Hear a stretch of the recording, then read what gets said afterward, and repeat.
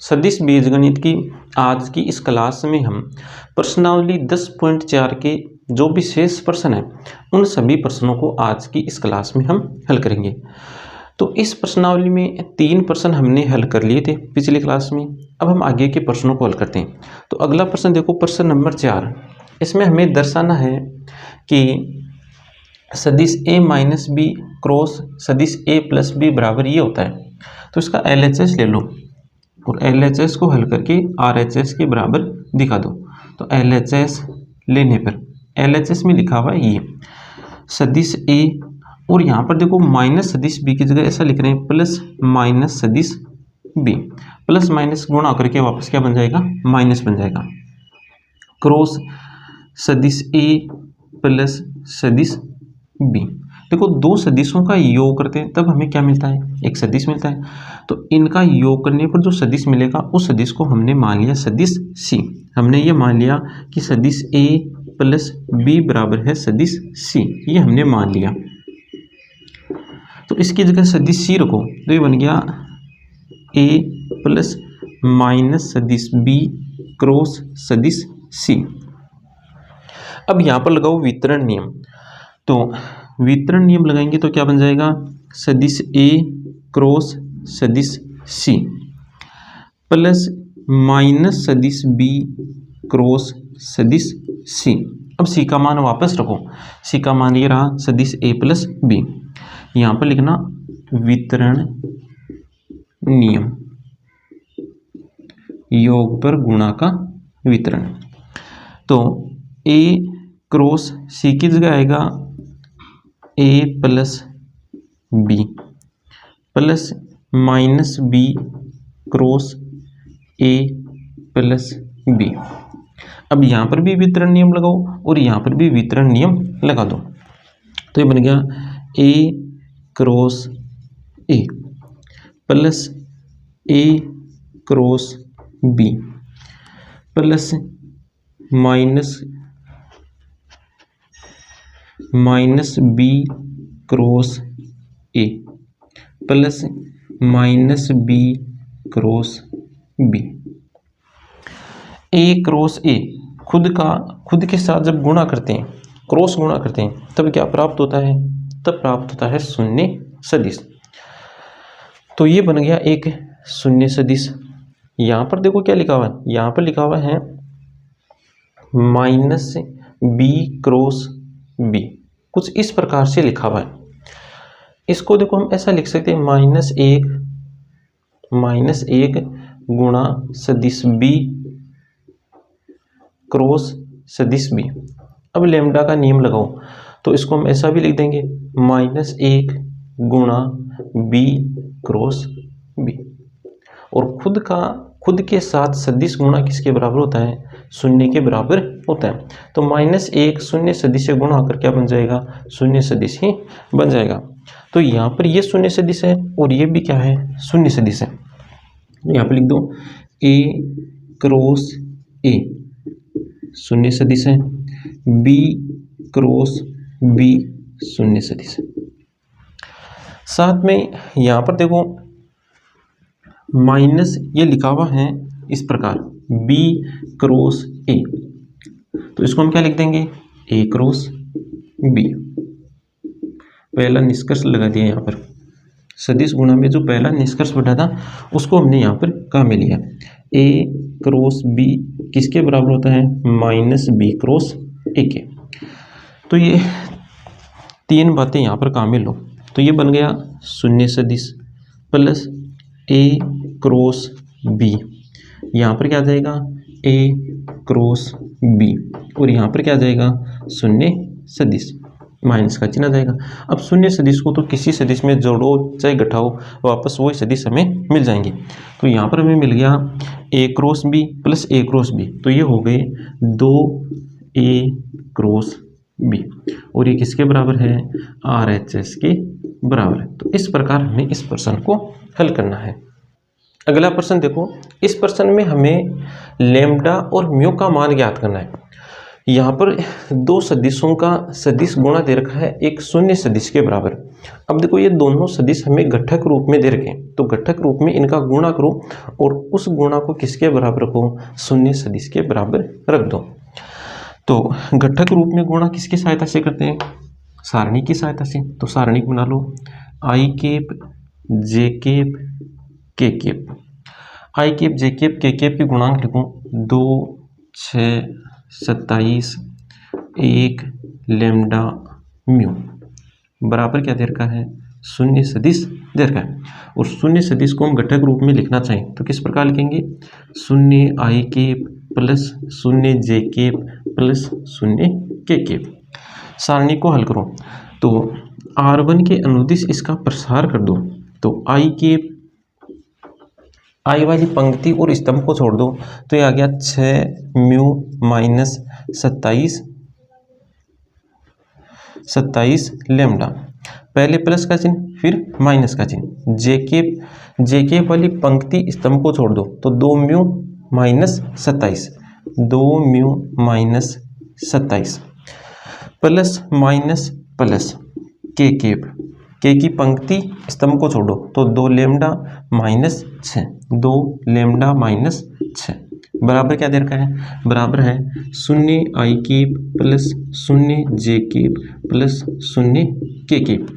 अब देखो दो सदिश घटक रूप में यदि बराबर लिखे हुए हों तब उनमें आई केप वाला गुणांक आई केप वाले गुणांक के बराबर होता है, जे केप वाला गुणांक जे केप वाले गुणांक के बराबर होता है और के केप का गुणांक के केप के गुणांक के बराबर होगा। तो यहाँ से 6 म्यू माइनस 27 लैम्डा बराबर तो है 0 और माइनस का 2 म्यू माइनस 27 बराबर है 0 और 2 लैम्डा माइनस 6 बराबर 0। तो यहाँ से तो म्यू का मान ज्ञात कर लो, म्यू का मान देखो कितना आएगा, देखो माइनस है यहाँ पर तो माइनस 2 म्यू प्लस 27 बराबर 0, तो म्यू बराबर आ गया 27/2। यहाँ से लैम्डा का मान ज्ञात कर लो, लैम्डा का मान कितना आ जाएगा 3, तो म्यू का मान तो है 27/2 और लैम्डा का मान है 3। अगला प्रश्न देखो, प्रश्न नंबर 6 दिया हुआ है कि a डॉट b बराबर 0 और a क्रॉस b बराबर 0 सदिश a और सदिश b के बारे में आप क्या निष्कर्ष निकाल सकते हैं। हमें सदिश a और सदिश b के बारे में बताना है। कब बताना है, जब इनका डॉट तो 0 हो और इनका क्रॉस 0 सदिश हो। तो देखो डॉट तो 0 है और क्रॉस 0 सदिश है, तो एक काम करो सदिश a और सदिश b को तोड़ लो 0 सदिश पर। अब देखो 0 सदिश पर किस प्रकार तोड़ते हैं, a 0 सदिश हो और b 0 सदिश ना हो, या ऐसा हो जाए कि a 0 सदिश ना हो और b 0 सदिश हो जाए, या ऐसा हो सकता है कि दोनों ही 0 सदिश हो जाए, ए भी 0 सदिश हो और बी भी 0 सदिश हो, या ऐसा हो सकता है कि दोनों ही 0 सदिश ना हो, दोनों ही 0 सदिश ना हो, मतलब ए भी 0 नहीं है और बी भी 0 सदिश नहीं है। तो देखो यहाँ पर ए और बी को 0 सदिश पर जब हमने तोड़ा तो हमें 4 स्थितियां मिल गई।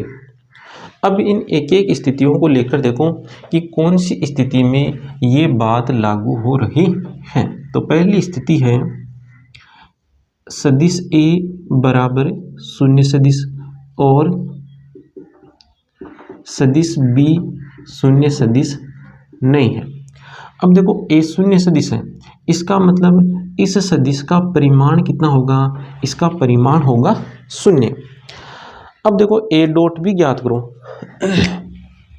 तो ए डॉट बी बराबर होगा सदिश ए का परिमाण सदिश बी का परिमाण कोस थीटा। अब ए का परिमाण 0 तो ये 0 इस पूरे पद को क्या बना देगा, 0 बना देगा, तो ए डॉट बी बराबर क्या आ गया, 0 आ गया। अब ए क्रॉस बी ज्ञात करके देखो, तो ए क्रॉस बी बराबर होता है सदिश ए का परिमाण सदिश बी का परिमाण साइन थीटा एन के। अब देखो ए का परिमाण 0 तो यहाँ पर 0 रखेंगे तो ये इस संख्या को क्या बना देगा, शून्य बना देगा। अब एन कैप की गुणा में क्या आ गया, शून्य आ गया, और किसी सदिश को शून्य से गुणा करते हैं तब हमें कौन सा सदिश मिलता है, शून्य सदिश मिलता है। तो यहाँ पर देखो, जब हमने पहली स्थिति ली कि ए शून्य सदिश हो और बी शून्य सदिश न हो, तो उस स्थिति में हमें ए डॉट बी बराबर तो मिला है शून्य, और ए क्रॉस बी बराबर क्या मिला है, एक शून्य सदिश। अब लो दूसरी स्थिति। दूसरी स्थिति क्या है, ए शून्य सदिश नहीं है, ए तो शून्य सदिश नहीं है, और बी शून्य सदिश है। ये है दूसरी स्थिति। अब देखो, ए शून्य सदिश नहीं है, इसका मतलब ए का परिमाण शून्य नहीं है। बी शून्य सदिश है, इसका मतलब बी का परिमाण यहाँ पर क्या है, शून्य है। बी का परिमाण है शून्य। अब ए डॉट बी और ए क्रॉस बी ज्ञात करो। फिर ए डॉट बी बराबर होता है सदिश ए का परिमाण सदिश बी का परिमाण कोस थीटा। बी का परिमाण जब यहाँ पर हम शून्य रखेंगे तो इस पूरी संख्या को क्या बना देगा, शून्य बना देगा। तो सदिश ए डॉट बी बराबर क्या आ गया, शून्य आ गया। अब ज्ञात करो ए क्रॉस बी। ए क्रॉस बी बराबर होता है ए का परिमाण बी का परिमाण साइन थीटा एन कैप। तो बी की जगह बी का परिमाण शून्य रखेंगे तो ये इस संख्या को शून्य बनाएगा, एन कैप की गुणा में शून्य आ जाएगा, और किसी सदिश को शून्य से गुणा करते हैं तब हमें क्या मिलता है, शून्य सदिश मिलता है। तो दूसरी स्थिति, जब ए बराबर 0 सदिश ना हो, ए शून्य सदिश ना हो और बी शून्य सदिश हो, तब इस स्थिति में डॉट तो शून्य आ रहा है और क्रॉस क्या आ रहा है, शून्य सदिश आ रहा है। अब लो तीसरी स्थिति। तीसरी स्थिति क्या बनी थी कि सदिश ए भी शून्य सदिश है और सदिश बी भी शून्य सदिश है। ए शून्य इसका मतलब ए का परिमाण शून्य है, बी शून्य इसका मतलब बी का परिमाण शून्य। अब ज्ञात करो ए डॉट बी और ए क्रॉस बी। तो सदिश ए डॉट सदिश बी बराबर होता है सदिश ए का परिमाण सदिश बी का परिमाण कोस थीटा। इनका मान रखेंगे तो ए डॉट बी क्या आ जाएगा, शून्य आ जाएगा। अब ज्ञात कर लो ए क्रॉस बी। तो सदिश ए का परिमाण सदिश बी का परिमाण साइन थीटा एन कैप, दोनों का परिमाण रखेंगे तो ए क्रॉस बी बराबर हमें क्या मिल जाएगा, शून्य सदिश मिल जाएगा। तो तीसरी स्थिति में भी हमें ए डॉट बी शून्य मिला है और ए क्रॉस बी हमें शून्य सदिश मिला है। अब आओ चौथी स्थिति में। चौथी स्थिति है कि ए भी शून्य सदिश नहीं है और बी भी शून्य सदिश नहीं है। तो ए भी शून्य नहीं है, बी भी शून्य नहीं है, तब देखो ए का परिमाण शून्य नहीं होगा, बी का परिमाण शून्य नहीं होगा। अब ए डॉट बी और ए क्रॉस बी ज्ञात करो। तो ए डॉट बी बराबर होता है ए का परिमाण बी का परिमाण कोस थीटा। अब ये दोनों ही शून्य नहीं है, तो शून्य नहीं है तो ये पद शून्य अब नहीं बनेगा। तो यहाँ पर सदिश ए डॉट सदिश बी शून्य नहीं है। अब ज्ञात करो क्रॉस। तो सदिश ए क्रॉस सदिश बी बराबर, देखो सदिश ए का परिमाण सदिश बी का परिमाण साइन थीटा एन के। अब देखो थीटा के बारे में तो हमें कोई जानकारी नहीं दे रखी, तो थीटा के बारे में कोई जानकारी नहीं दे रखी, इसका मतलब ये शून्य नहीं है। साथ में ए और बी का परिमाण भी शून्य नहीं है, तो ये भी शून्य नहीं, ये भी शून्य नहीं, तो अब ये शून्य नहीं बनेगा। अब ये शून्य नहीं बनेगा, ये शून्य नहीं बनेगा, तो अब इस साइड शून्य सदिश भी नहीं बनेगा। तो ए क्रॉस बी शून्य सदिश नहीं है। तो देखो चौथी स्थिति में हमें ए डॉट बी शून्य नहीं मिला और ए क्रॉस भी शून्य सदिश नहीं मिला। तो देखो ए डॉट भी शून्य और ए क्रॉस भी शून्य सदिश, ये कौन कौन सी स्थितियों में मिला, पहली स्थिति में, दूसरी स्थिति में और तीसरी स्थिति में। अब देखो पहली, दूसरी और तीसरी, इन तीनों स्थितियों को एक साथ हम किस प्रकार लिखते हैं, एक साथ हम इस प्रकार लिखते हैं, सदिश ए बराबर शून्य सदिश या सदिश बी बराबर शून्य सदिश। इस प्रकार लिखते हैं इन तीन स्थितियों को एक साथ, या शब्द की जगह अथवा शब्द भी देखने को मिल सकता है। तो यहाँ पर ए डॉट बी बराबर शून्य, ए डॉट बी बराबर तो शून्य, ए डॉट बी बराबर शून्य और ए क्रॉस बी बराबर शून्य सदिश।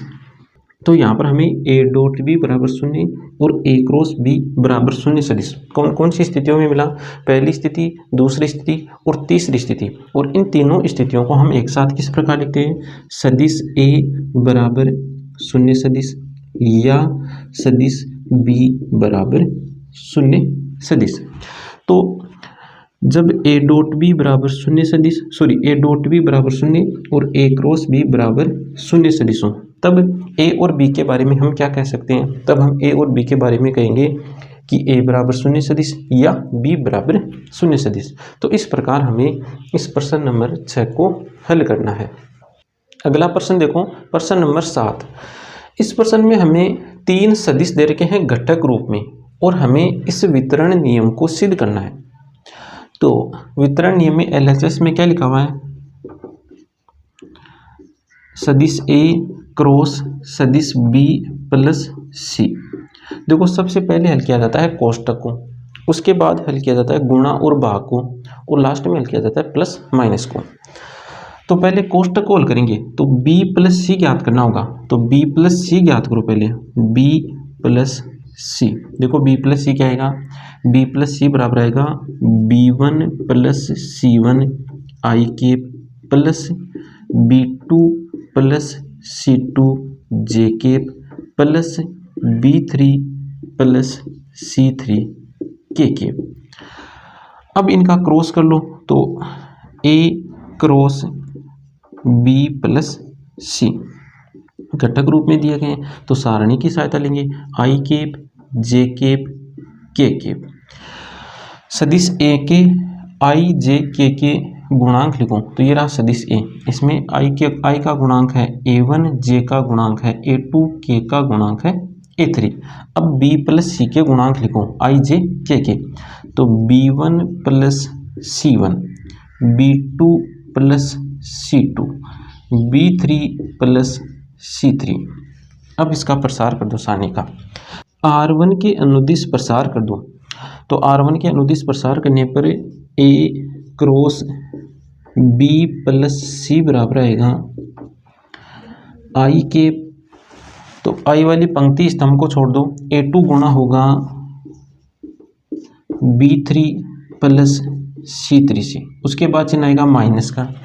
अब a3 गुणा होगा इससे, तो a3 गुणा b2 प्लस c2, ये तो है आई केप का गुणांक। अब आएगा माइनस का चिन्ह जे केप, जे की पंक्ति स्तंभ को छोड़ दो, तो a1 गुणा होगा b3 प्लस c3 से, उसके बाद आएगा माइनस का चिन्ह, a3 गुणा होगा b1 प्लस c1 से, तो a3 गुणा b1 प्लस c1 प्लस के। तो के वाली पंक्ति स्तंभ को छोड़ दो, a1 इससे गुणा होगा, a2 इससे गुणा होगा, तो a1 गुणा b2 plus c2 minus a3 गुणा b1 प्लस a2 गुणा b1 plus c1।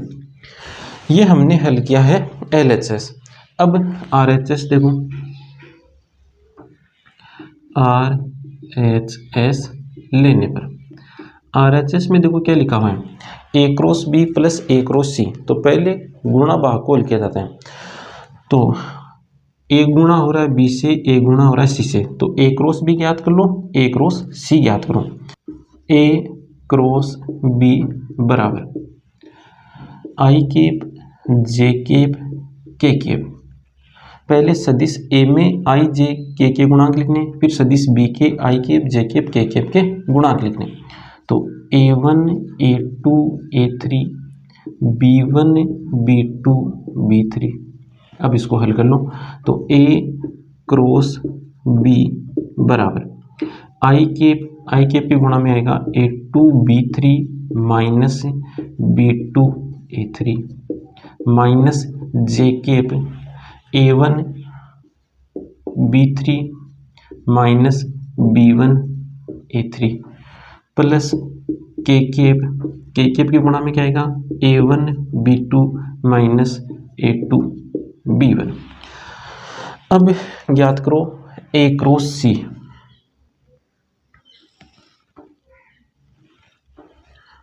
A cross C I cap J cap के cap A1 A2 A3 C1 C2 C3। तो A क्रॉस C बराबर आई कैप के गुणा में आएगा A2 C3 minus C2 A3 minus J cap के गुणा में आएगा A1 C3 minus C1 A3 plus के कैप के गुणा में आएगा A1 C2 minus C1 A2। अब क्या करना है, अब A क्रॉस B और A क्रॉस C का योग करना है। तो योग करो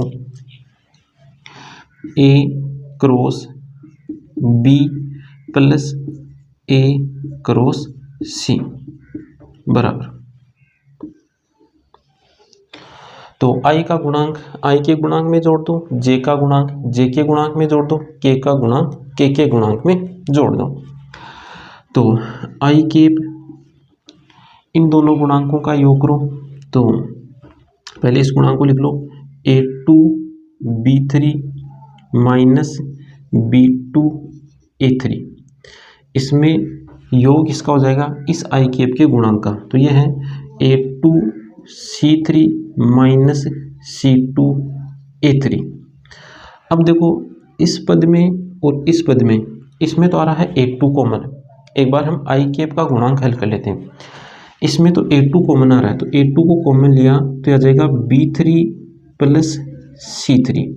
यहाँ पर देखो क्या कॉमन आ रहा है, यहाँ पर कॉमन आ रहा है माइनस का A3। तो माइनस A3 को कॉमन लेंगे तो गुणा में क्या आ जाएगा, माइनस A3 कॉमन ले लिया तो B2 plus C2 B2 plus C2। तो आई कैप का गुणांक तो देखो ये आ रहा है A2 गुणा में आ रहा है B3 plus C3 minus A3 B2 plus C2। अब इसको मैं सीधा लिख रहा हूँ यहाँ पर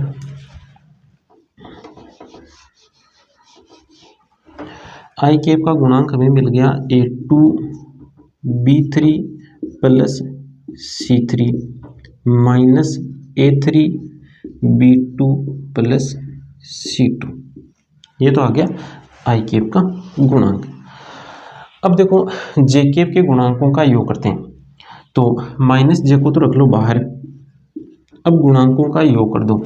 तो A1 और गुणांकों का योग करते हैं। देखो तो A1 B3 और A1 C3 दोनों में से A1 कॉमन आ जाएगा तो गुणा में क्या आ जाएगा, गुणा में आएगा B3 C3 B3 plus C3। उसके बाद माइनस B1 A3 और माइनस का C1 A3, इसमें कॉमन आएगा माइनस का A3। तो कॉमन लिया तो गुणा में क्या आएगा, प्लस का B1 और यहाँ पर प्लस का C1। तो B1 प्लस C1 ये आ गया जे कैप का गुणांक। उसके बाद के कैप का गुणांक देखो। तो के कैप के गुणांक में देखो A1 B2 और A1 C2। तो A1 कॉमन आ रहा है, A1 को कॉमन लिया तो यहाँ पर तो बच गया B2 और यहाँ पर क्या बच गया, प्लस का C2। उसके बाद माइनस A2 B1 और यहाँ पर है माइनस C1 A2। तो माइनस का A2 कॉमन आ रहा है तो माइनस का A2 कॉमन लिया तो यहाँ पर तो बच गया B1 प्लस का। उसके बाद यहाँ पर क्या बच गया, यहाँ पर बच गया प्लस का C1। तो लिखो प्लस का C1। अब देखो LHS और RHS में देखो I कैप, J कैप और K कैप के गुणांक समान है। गुणांक समान है तो ये दोनों सदिश क्या होंगे, बराबर होंगे। तो यहाँ से हम क्या लिख सकते हैं, फिर यहाँ से लिखेंगे LHS बराबर है RHS की। LHS किसके बराबर आ गया, RHS के बराबर आ गया। तो A cross B plus C किसके बराबर है, A cross B plus A cross C। तो इस प्रकार हमें इस प्रश्न को हल करना है। अगला प्रश्न देखो, प्रश्न नंबर 8। यदि A बराबर शून्य सदिश अथवा B बराबर शून्य सदिश तब A क्रॉस B बराबर शून्य सदिश होता है, क्या विलोम सत्य है? उदाहरण सहित अपने उत्तर की पुष्टि कीजिए। देखो A क्रॉस B बराबर शून्य सदिश अथवा A बराबर शून्य सदिश अथवा B बराबर शून्य सदिश, तब तो A क्रॉस B बराबर क्या होगा, शून्य सदिश होता है। तो एक बार हम देख लेते हैं कि ये बात हो तब A क्रॉस B बराबर शून्य सदिश होता है या नहीं होता।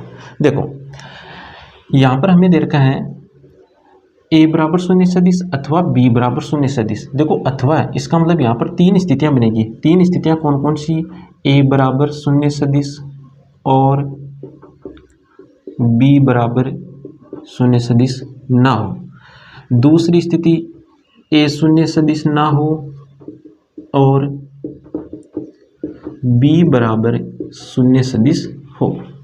तीसरी स्थिति A बराबर शून्य सदिश और B बराबर भी शून्य सदिश।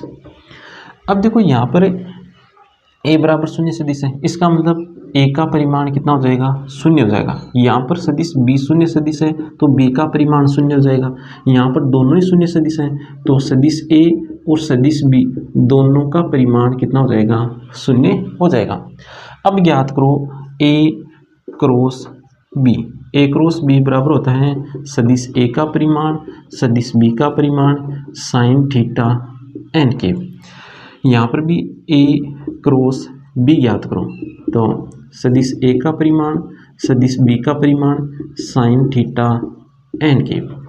यहाँ पर भी A क्रॉस B ज्ञात करो तो A क्रॉस B बराबर सदिश A का परिमाण सदिश B का परिमाण साइन थीटा n के। अब देखो सदिश A का परिमाण शून्य तो ये इस संख्या को बना देगा शून्य, तो n कैप के गुणा में आ जाएगा शून्य। n कैप को शून्य से गुणा करेंगे तब हमें क्या मिल जाएगा, शून्य सदिश मिल जाएगा। इसी प्रकार यहाँ पर भी A क्रॉस B बराबर क्या आ जाएगा, शून्य सदिश आ जाएगा। और यहाँ पर भी A क्रॉस B बराबर क्या आ जाएगा, शून्य आ जाएगा। तो जब A शून्य सदिश अथवा B शून्य सदिश है तब A क्रॉस B बराबर हमें क्या मिला है, शून्य सदिश मिला है। A क्रॉस B बराबर हमें क्या मिला है, शून्य सदिश मिला है। अब हम बात करेंगे इसके विलोम कथन की। देखो यहाँ पर पहले हम इस बात को लेकर चले और ये बात हमने दर्शा दी, इसका मतलब इस साइड से ये कथन सत्य है। अब हमें इसके विलोम कथन की बात करेंगे, मतलब हमें इस साइड से चलना है। इस साइड से चलने का मतलब ये कथन लेकर चलना है और इसको हमें सिद्ध करना है। लेकर चलने का मतलब ये हमें दिया गया है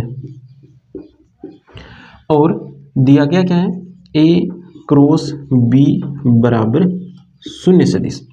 और हमें सिद्ध क्या करना है, हमें सिद्ध ये करना है कि सदिश A बराबर शून्य सदिश या सदिश B बराबर शून्य सदिश। देखो इस बात को लेकर चले और इस बात को हमने दर्शा दिया, इसका मतलब इस तरफ से ये कथन सत्य है। अब हम इसके विलोम की बात करें, मतलब इस कथन को लेकर चलेंगे और इसको हम सिद्ध करेंगे। अब इसको लेकर चलेंगे और ये बात हमें मिल गई तब तो कथन सत्य बन जाएगा, और इसको लेकर चले और ये वाली बात हमें नहीं मिली तब वो कथन क्या हो जाएगा, असत्य हो जाएगा। अब देखो गणित में कोई भी कथन सत्य होता है यदि उसमें जितने भी उदाहरण हम काम में ले रहे हैं, उससे संबंधित जितने भी उदाहरण हैं उन सभी उदाहरणों के लिए वो सत्य हो। अगर एक ऐसा भी उदाहरण मिल जाए जिसमें वो कथन सत्य नहीं हो तब उस कथन को असत्य माना जाता है। तो यहाँ पर हम एक ऐसा उदाहरण लेंगे, कैसा उदाहरण लेंगे, देखो ये लेकर चलेंगे और ये नहीं मिला तब ये कथन क्या होगा, असत्य होगा। मतलब हम एक ऐसा उदाहरण लेंगे जिसमें a क्रॉस b बराबर तो शून्य सदिश आ जाए, लेकिन हमें a बराबर शून्य सदिश अथवा b बराबर शून्य सदिश नहीं मिले। एक ऐसा उदाहरण हम देखेंगे। तो हमने सदिश a तो लिया है i कैप और सदिश b लिया है 3i कैप। अब देखो a क्रॉस b ज्ञात करो। a क्रॉस b का मतलब i क्रॉस 3i कैप, और इसको हल करने पर हमें क्या मिल जाएगा, शून्य सदिश मिल जाएगा। अब देखो इस उदाहरण में a क्रॉस b शून्य सदिश है। मतलब हमने दो ऐसे सदिश लिए जिनका क्रॉस तो किसके बराबर आ रहा है, शून्य के बराबर है, लेकिन वो दोनों सदिश शून्य सदिश नहीं है। ये वाली बात इस उदाहरण में हम लेकर चले। मतलब a क्रॉस b देखो क्या है, शून्य सदिश है, लेकिन ये बात मिली क्या यहाँ पर, देखो ये बात यहाँ पर नहीं है। दोनों ही सदिश शून्य सदिश नहीं है, शून्य सदिश नहीं है। इसका मतलब ये जो कथन है, कौन सा कथन, ये कथन इस प्रकार है कि a क्रॉस b बराबर शून्य सदिश तब, यदि a क्रॉस b बराबर शून्य सदिश तब सदिश a बराबर शून्य सदिश या सदिश b बराबर शून्य सदिश। ये कथन क्या है, असत्य है, ये सत्य नहीं है। तो इस प्रकार हमें इस प्रश्न को हल करना है। अगला प्रश्न देखो, प्रश्न नंबर 9। एक त्रिभुज का क्षेत्रफल ज्ञात कीजिए। हमें त्रिभुज का क्षेत्रफल ज्ञात करना है और इस त्रिभुज के शीर्षों के हमें निर्देशांक दे रखे हैं।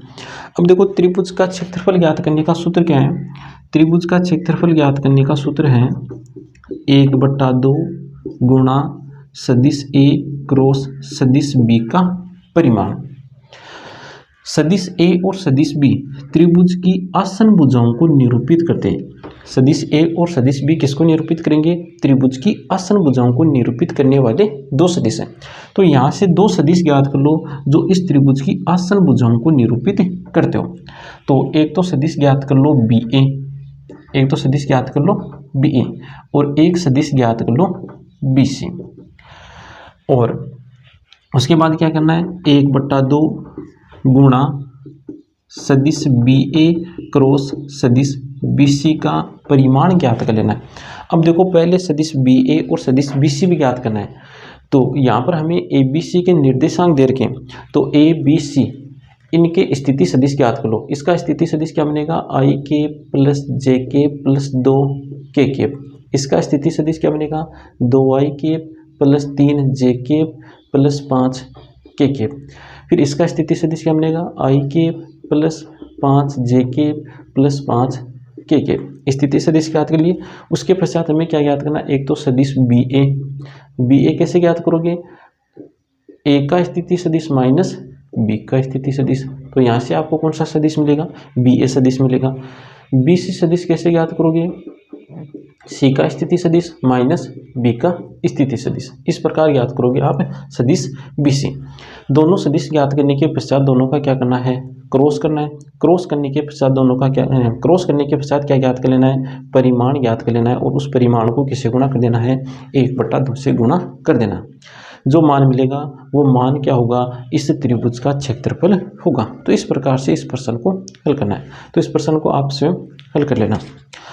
अगला प्रश्न देखो, इसमें हमें समांतर चतुर्भुज का क्षेत्रफल ज्ञात करना है जिसकी संलग्न भुजाएं दे रखी है। हमें संलग्न का मतलब आसन्न भुजाएं दे रखी है। तो सीधा सूत्र लगा देना, 1/2 सदिश a क्रॉस सदिश b का परिमाण, ये सूत्र लगाना और इस समांतर चतुर्भुज का क्षेत्रफल ज्ञात कर लेना। अगला प्रश्न देखो, सदिश a और सदिश b इस प्रकार है कि सदिश a का परिमाण 3 है, सदिश b का परिमाण दे रखा है √2/3। तब a क्रॉस b एक मात्रक सदिश है यदि a और b के बीच का कोण है। देखो सदिश a का परिमाण हमें दे रखा है 3, सदिश b का परिमाण हमें दे रखा है √2/3। और अब ये कह रहे हैं कि a क्रॉस b मात्रक सदिश हो तब थीटा का मान क्या होगा, ये हमें पूछ रहा है। तो देखो साइन थीटा बराबर क्या होता है, साइन थीटा बराबर होता है a क्रॉस b का परिमाण बट्टा सदिश ए का परिमाण सदिश बी का परिमाण। तो यहाँ पर मान रखो तो साइन थीटा बराबर आ जाएगा ए क्रॉस बी का परिमाण है 1 बटा ए का परिमाण है 3 गुणा बी का परिमाण है √2 बटा 3। 3 से 3 कैंसिल, तो साइन थीटा बराबर आ गया 1 बटा √2। अब थीटा का ऐसा मान देखो जिसके लिए साइन थीटा का मान 1 बटा √2 हो, तो ऐसा मान होगा 60 डिग्री अर्थात पाई बटा 3। तो ऑप्शन देखो कौन सा है, ऑप्शन सी। तो प्रश्न नंबर 11 का आंसर है ऑप्शन सी। अगला प्रश्न देखो, प्रश्न नंबर 20। एक आयत के शीर्षों A, B, C और D जिनके स्थिति सदिश क्रम से हमें इन शीर्षों के स्थिति सदिश दे रखे हैं। अब हमें इस आयत का क्षेत्रफल ज्ञात करना है। अब देखो आयत का क्षेत्रफल कैसे ज्ञात करेंगे, हमने तो त्रिभुज और समांतर चतुर्भुज के क्षेत्रफल ज्ञात करने का सूत्र देखा था। तो देखो ये जो आयत है, ये आयत समांतर चतुर्भुज का ही प्रकार होता है। समांतर चतुर्भुज का ही प्रकार होता है आयत वर्ग, ये किसके प्रकार हैं, समांतर चतुर्भुज के ही प्रकार है। मतलब हम इस आयत का क्षेत्रफल समांतर चतुर्भुज के क्षेत्रफल के सूत्र से ज्ञात कर लेंगे। तो आयत ABCD का क्षेत्रफल बराबर, अब क्षेत्रफल कैसे ज्ञात करेंगे, तो दो आसन भुजाओं को निरूपित करने वाले कोई भी दो सदिश ले लो। तो एक तो सदिश हमने ले लिया AB और एक सदिश ले लिया AD। अब AB क्रॉस AD, इन दोनों सदिशों का सदिश गुणा करो और उस सदिश का क्या ज्ञात कर लो, परिमाण ज्ञात कर लो। जो हमें राशि या जो संख्या हमें मिलेगी वो इस आयत का क्या होगा, क्षेत्रफल होगा। और क्षेत्रफल के आगे हमें लगाना है वर्ग इकाई। क्षेत्रफल के आगे हमें क्या लगाना है, वर्ग इकाई भी लगाना है। तो पहले सदिश AB ज्ञात कर लो। AB कैसे ज्ञात करोगे, B का स्थिति सदिश माइनस A का स्थिति सदिश। AD कैसे ज्ञात करोगे, D का स्थिति सदिश माइनस A का स्थिति सदिश। तो AB AD ज्ञात कर लो, फिर इनका क्रॉस कर लो, घटक रूप में दिए गए तो सारणी की सहायता से क्रॉस ज्ञात कर लो। क्रॉस ज्ञात करने पर जो सदिश मिलेगा उस सदिश का हमें क्या ज्ञात करना है, परिमाण ज्ञात करना है। जो परिमाण हमें मिलेगा उसके आगे हमें क्या लगाना है, वर्ग इकाई लगाना है। क्यों, क्योंकि क्षेत्रफल है और क्षेत्रफल में इकाई लगती है वर्ग इकाई। तो हमें इस प्रकार से इस प्रश्न को हल करना है। तो आज की क्लास में इतना ही, मिलते हैं नेक्स्ट क्लास में।